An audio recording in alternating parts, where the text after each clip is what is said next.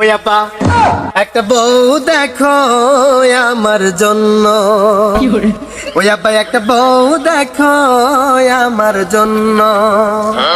শীতে রাইতে ঘুম আসে না একটা বউয়ের জন্য।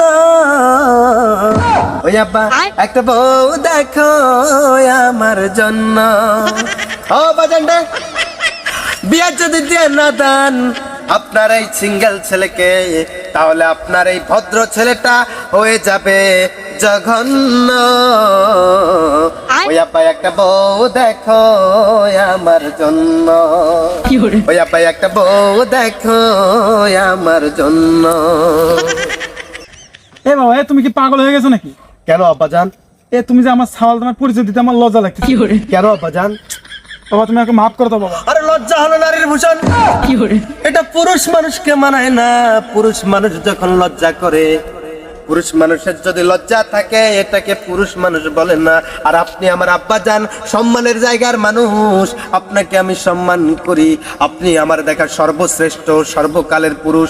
আর আপনি যদি লজ্জা পান তাহলে আব্বাজান আমি আপনার সন্তান হিসেবে আরো বেশি লজ্জিত হব।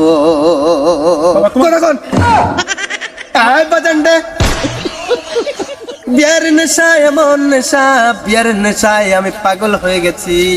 তাই বারবার করে আপনার কাছে অনুরোধ করছি, দয়া করিয়া মায়া করিয়া আমাকে যদি একটা বিয়ে দিয়ে দেন, আপনার এই খারাপ ছেলেটা হয়ে যাবে ধন্য। ওই আব্বাই একটা বউ দেখেন আমার জন্য, ওই আব্বাই একটা বউ দেখেন আমার জন্য। ওই আব্বা জান, বাবা তোমাকে জন্ম দিয়ে মনে হয় আমি ভুল করছি বাবা, আমাকে মাফ করো বাবা, তুমি মাফ করো বাবা। বাজানটা ক্ষমা করার মালিক হলো আল্লাহ, মাফ করার মালিক হলো আল্লাহ। আর আপনি এটা কেমন কথা বললেন?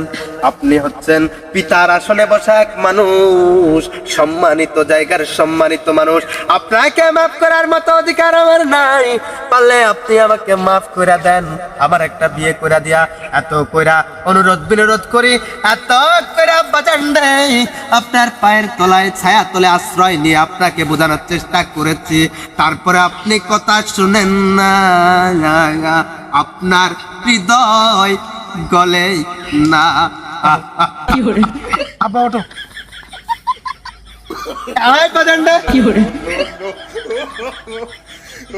আব্বাজান আমাকে বিয়ে করে দেন, আর আমি কিছু বলতে চাই না।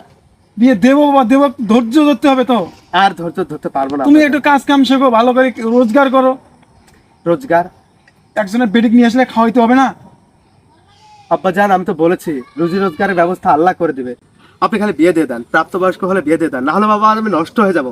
আয় বাবা, আমি যদি পরত্যাগ করি, আমি যদি কোনো মেয়ের পিছনে ঘোরাঘুরি করে নিজের জীবনটাকে নষ্ট করি, এই জীবনটাকে আমি খারাপ পথে নিয়ে যাই, ধাবিত করি, তাহলে সেটার জন্য সর্বপ্রথম গুনাহগার হবেন আপনি।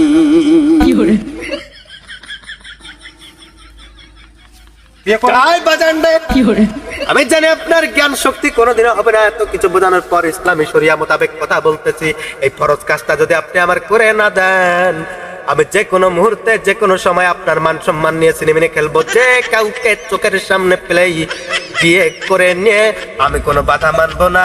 যাকে দেখবো তাকে বউ করে নিয়ে এসে আপনার কাছে হাজির করে এসে বলবো, আব্বা জান আমার বউকে দেখে। আব্বা জান আজ চলে গেছে তো কে হচ্ছে? আল্লাহ কাকে শোনাবে সব কথা, আর বলবো না।